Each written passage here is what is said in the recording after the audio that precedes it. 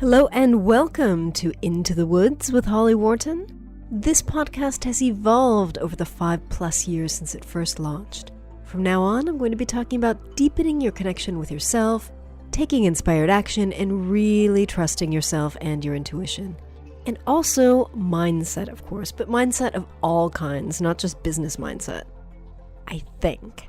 Things are changing for me, as you may have noticed if you've been following me online or listening to this podcast, so anything goes here. I hope you stay along for the ride. Thank you so much for joining us today, and now let's get into this week's episode. Hello and welcome to the Into the Woods podcast, episode 289. This is your host, Holly Worton, and I'm back with another solo episode. Today I'm going to talk about really getting comfortable with your uniqueness and embracing it and taking advantage of the things that make you unique and different so that you can live your life fully and do the things that you want to do and express yourself the way you want to express yourself without the fears and blocks and limiting beliefs that might come up if you are not fully embracing your uniqueness. So this episode I am recording on the 2nd of January, so it's been a while since I've done this, and it's inspired by a couple of things that happened in the month of December. So first of all, early December, I think it was the first or the second weekend of December, my Druid organization, OBOD, had its winter gathering in Glastonbury. And one of the first things that we did on that day, because it was a one-day event, was a ceremony at the Chalice Well Garden. So I had expressed that I wanted to participate in the ceremony, so I was asked to hold a banner for the ceremony, and since I was participating I needed to dress for ceremony, so I had to wear a white robe, and because it was cold I wore a white cloak. So I'd had the robe and cloak made after the summer gathering when I realized I would need this kind of clothing for ceremony in the future. I'd had to borrow a white robe for the summer gathering ceremony, and I just wanted to have my own stuff. So the ceremony started at 8 o'clock in the morning. So I had to leave the place I was staying around 7:30 or 7:20ish to get there fairly early. So I had to leave my Airbnb, walk down the street in Glastonbury, looking like I had just walked off the set of Lord of the Rings. All in white, wearing this white robe with a kind of a white rope belt and a white cloak. So, it's Glastonbury. People are always a little bit kind of weird and quirky there. But I really stood out. Before 7:30 in the morning, so there weren't that many people out. The people that were out were pretty normal-looking people, and I was the weirdo walking down the street all dressed in white. So this brought up some stuff for me. And interestingly, it was something that was already starting to bother me the night before the event. And I actually did some balancing using Psych K on it, because I didn't want to be uncomfortable with this, because I knew that this was just kind of a symptom of the bigger issue of being afraid of standing out in the crowd and not fully embracing my unique self, including my unique kind of spiritual path and hobbies and things. So I did some work on it, and that made me feel a little bit better about it, but I still felt really uncomfortable the entire time I was walking down the street, and it was like a 10-minute, maybe a 15-minute walk. Once I got there early, and other people started to show up, and of course lots of them were dressed for ceremony as well, and so I started to feel like, okay, I'm not the only weirdo dressed like this. And then walking back, it was kind of like this whole group of us walking back into the town center, and so I felt very different with that. It was very interesting, and I was kind of talking to friends as I was walking back, but at the same time observing how I felt, which felt like I was part of a crowd. I felt like I was part of a group. I felt like I was part of an organization made up of some other people wearing white and wearing cloaks and looking very different as I looked.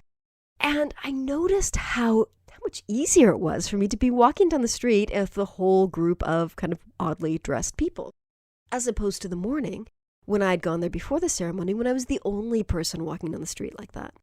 So that was kind of one thing that really kind of triggered my awareness of the fact that I still have a lot of work to do around standing out in the crowd and being different. Then something slightly awkward happened at my kickboxing winter course, which I think was the following weekend. And that was something that happened as a result of my Asperger's. So sometimes people say things to me and I don't always understand them and I don't always get clarification. So I think there were probably just under 60 people at the winter course. And this is where my grading happened. It was the first day, first morning. We're doing some fitness warm-up stuff. And my instructor was leading the warm-up. And so we're doing this thing called the 12 Days of Christmas where you do like, it goes along with the song, 12 Days of Christmas, my true love gave to me, 1 single burpee, 2 squat thrusts, 1 single burpee. So anyway, you kind of do this exercise thing that's very unique to our school. Apparently none of the people from the other schools knew this. So my instructor walks up to me and he asks me to do something to demonstrate the last exercise, which is these wheelbarrow press-ups, where you kind of get into press-up position and then the other person holds your legs up in the air. I forgot that was what came next. And so he walks up to me and he's like, grab my legs. And I said, what? And he said, grab my legs for the next exercise. And I was like, okay. And I was kind of thinking about it and I was like, shit, what the hell does he mean? Grab his legs? And I'd totally forgotten about this wheelbarrow press-up thing. So I kind of bend down and I like hug his legs. Everyone in the room bursts out in laughter because it was hilarious and ridiculous. And then I realized what I was supposed to be doing. And so I kind of made a joke about it. And I was like, oh, I don't know. You know, I didn't know whether you wanted me to like tackle you or like throw you to the ground. I don't know. It was just so awkward. And I was so embarrassed, even though like I think I pulled it off okay by laughing at myself. But inside, I felt super awkward the entire rest of the weekend. It was like one of those things where like you do something silly and you're like, damn it, I just can't get it out of my mind. And I like kept replaying that in my mind. And now like time has gone on, like I can obviously laugh at it. And I've evaluated like what I should have done. I should have just like asked for a clarification. Like, what do you mean grab your legs? Because I didn't remember the exercise. And in the scheme of things, like it's not that big a deal. People laughed. That was a good thing. They laughed. That was, laughter's always good. But I felt so awkward and uncomfortable. And I know exactly what happened. I know how to avoid this in the future. But I do often do like socially awkward stuff like that. So even though I can laugh about it now in the moment and the entire weekend, I was just kind of horrified with myself. Third example I'm going to share with you has to do with my tree book. So, I've been talking about this book pretty much all year.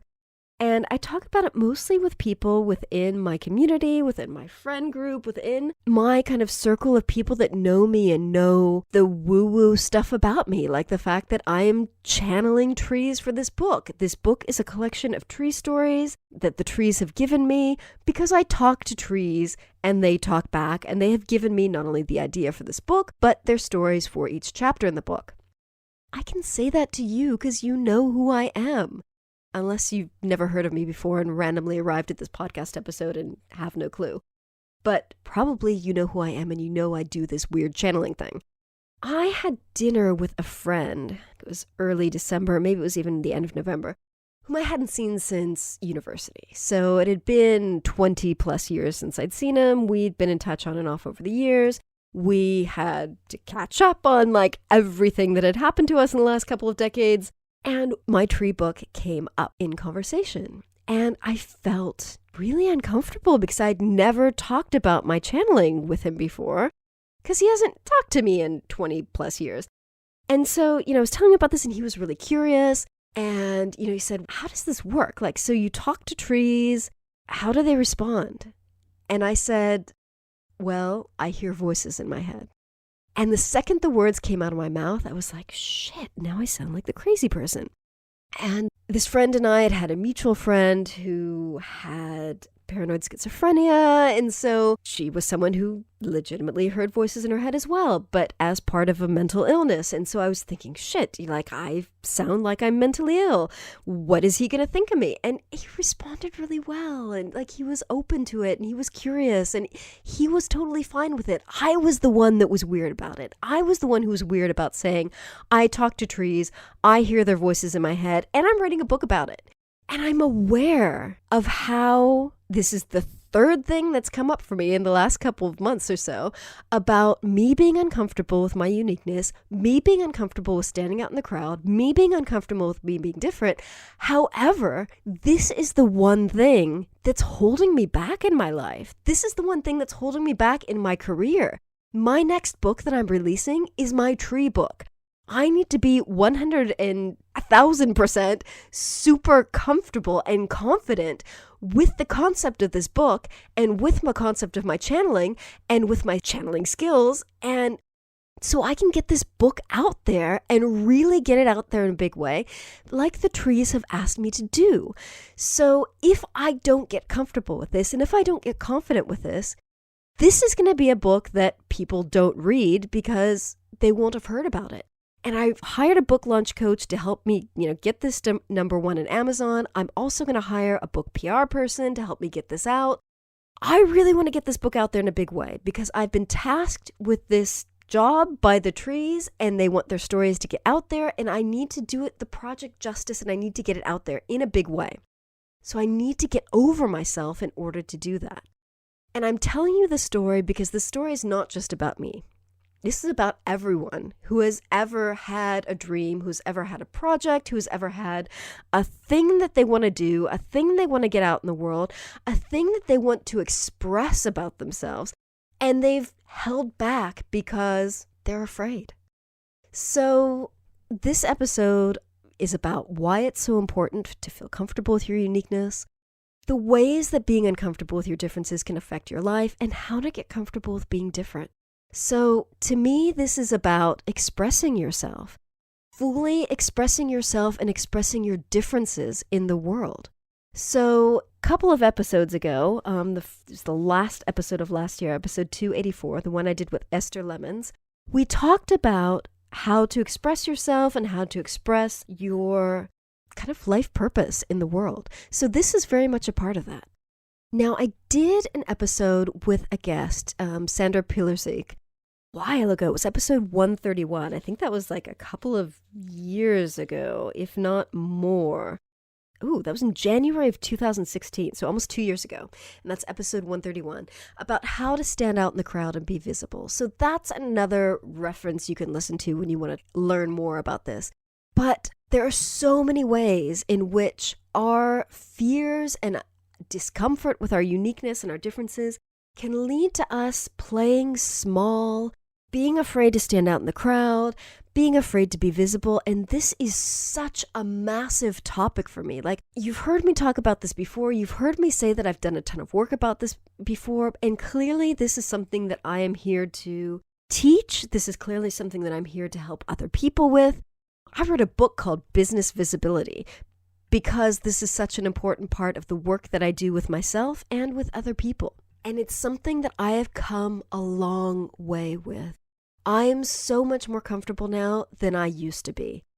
And I still have a long way to go. This is clearly something that I'm going to be working on as a core part of my life. I don't know if I'm ever going to reach the end of the road with this. This might be something that I always struggle with and that I always work on. I don't know.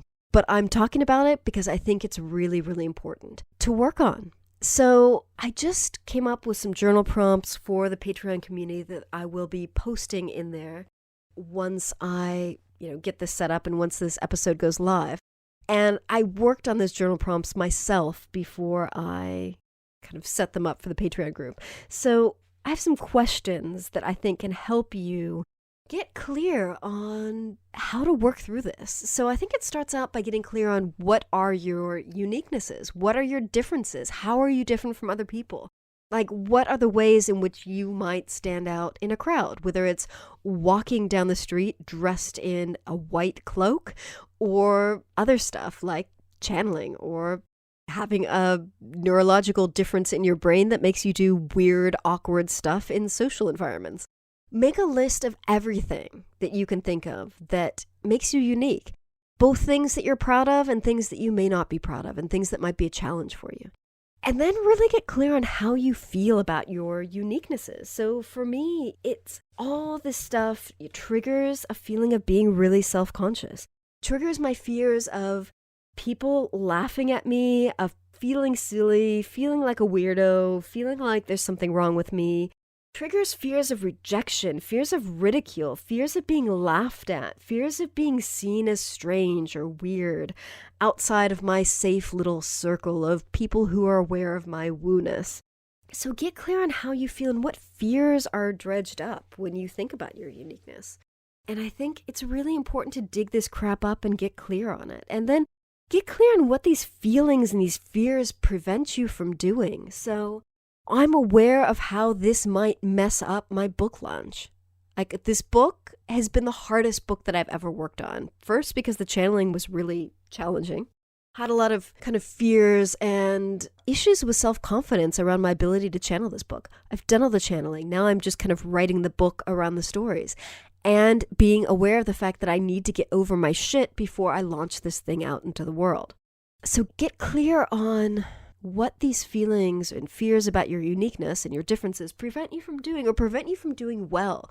Because I've launched 8 books so far, but have I really gotten them out there in a big way? Or did I just kind of put them out there and not say much about them?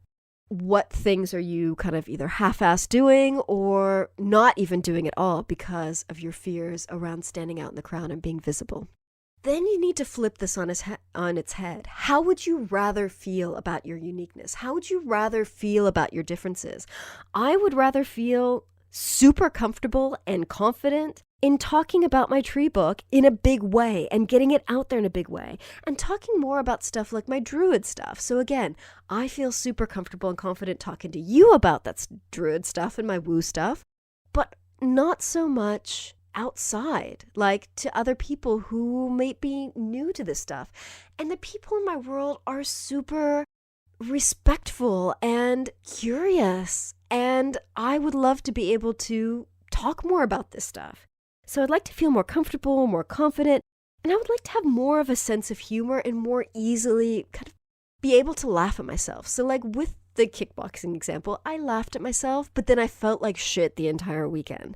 I would like to be able to laugh at myself and then keep on laughing and just let go of it and move on and forget about it and not have these little memories of awkward stuff that I've done over the years that I've actually had to use Psych K to do a stress trauma release on. There are so many little things going back to junior high that were socially awkward that I've had to do a stress trauma release on because I was holding them. I was holding on to those memories for so long. So, I would love to just let go of this stuff. So then look at how your life would be different if you fully embrace this uniqueness. What would you be doing differently? I would be getting my book out there in a big way. I'd be talking about my stuff more. I would be standing out more because of my uniqueness. I would be less neutral. I would be less beige. I would be more just unique and different, and people would see that because I'm unique and different on the inside, but not necessarily on the outside. And what do you need to believe about yourself in order to make this happen? So this is where you do the mindset work. Create the belief statements if you use a process like Psych K to help you establish the subconscious beliefs that you need in order to stand out from the crowd, be different, and really fully embrace your uniqueness and your differences. So do the mindset work that you need to do to believe what you need to believe to make this happen. And then take the actions you need to take. So identify, what is one little thing that you could do in order to fully embrace your uniqueness and stand out in the crowd and be different. And then do it. So maybe identify 1, 3, 5 or more action plans, concrete things that you can do. And I'm not talking mindset work because I've assumed by this point that you've already done that. Concrete action plans. So for me, it would be, I've got plans to hire a book PR person for this book, hiring the person, asking for the referral and hiring the person because that's going to force me to get out there in a big way. That's one thing I could do. And then the next step is doing this over and over and over. So, I always talk about the spiral staircase. You do the mindset work, you do the practical action, you do the mindset work, you do the practical action. You go up that spiral staircase of personal growth and development, and you grow and you step out more and you embrace your uniqueness and your differences and you be more visible until you hit another ceiling or thing where you realize, oh shit, I've got more work to do in this. And then you do more work to do it. It's a constant process until you feel like you don't need it anymore. So whenever you hit that ceiling again, or you hit that I feel super uncomfortable with this, do the work again. That's how I'm doing it. And that's what has helped me to little by little step out there and embrace my uniqueness and be different. And I'm not 100% there, but I'm a hell of a lot further down the path than I was 5 years ago. That's for sure. So to me, the next step is now that you have embraced your uniqueness and your differences a little bit more than you did, before. Use those to your advantage. Use those to stand out in the crowd. Use those to express yourself. Use those to express your unique self. And this is when it's going to start triggering your shit again. And it's going to start making you aware of the fact that you might need to do some more work on this. And that's why it's so important to take these actions and really use your differences to be unique. So start blogging about your differences, start podcasting about them, start talking about them more with friends, communicate your differences to the world. So whether you have a business or not, these are things that you can do in your life with your friends or in your professional life or with clients or with whomever. But just be more vocal or more communicative about your differences and how they make you unique, because people are going to be drawn to that or not. But either way, it's going to help you become magnetic for the people who are right for you and repel the people who are not right for you. Again, whether that's in your personal life, your professional life, your business, whatever. But I think the more that we can be colorful and bright and vivid rather than boring and neutral and beige, the more success we're going to have in our lives once we kind of let our colors out there. So that's all for now. I really, really hope that you kind of take this and do something with it. Like I said, if you're in Patreon, I will put the journal prompts up there. They should be there by the time you listen to this. And that should help you work through this process of becoming aware of what makes you different, becoming aware of how you feel about that, and then improving how you feel about that so that you can really stand out in the crowd and become magnetic for the people that you are here to serve, for the people that you are here to help, whether it's with your business, whether it's with your job, whether it's with your creativity, your music, your books, your whatever. This is a really massive part of unleashing our purpose, our message out into the world and doing the things that we're here to do and helping the people that we're meant to help. So I'm going to wrap this up now. I hope you found this interesting and useful. As always, please drop me a line and let me know what you thought about this week's episode. You can email me at holly@hollyworton.com or find me online and get in touch. As always, I would love for you to join me on Patreon. As I said earlier, I've got journal prompts related to this episode and previous episodes in there. I've got a ton of other stuff in there for you, all kinds of content and stuff that I don't share anywhere else. So, thank you so much for listening. Next week's episode will be another episode with the fabulous Joe Casey. And that's all for now. I hope you found this interesting and useful. And remember to visit hollyworton.com/289 for the show notes on this episode. Thank you so much. Thanks so much for listening to Into the Woods with Holly Worton. You can find more information about today's episode, including links for topics that were discussed, at hollyworton.com. That's HOLLYWORTON.com. If you'd like to connect with other listeners and get support on your journey, I would love for you to join my private community on Patreon. That's patreon.com/Holly Worton. That's patreon.com/Holly Worton. Thank you so much for listening, and I look forward to seeing you next week.